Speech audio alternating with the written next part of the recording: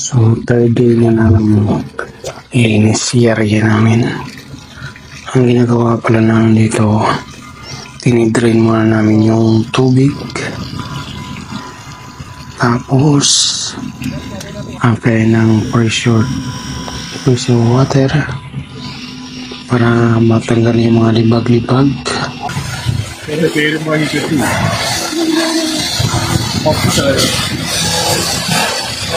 yung ito. Yung tubig na galing sa loob. Then, papasok yung kuwan namin, yung pipes namin. Tapos, tayo naman ang aakyat para mag-inalay, magtapon ng mga tubig na nakukuha sa ilalim. Parang nakasakay lang ng kalabaw.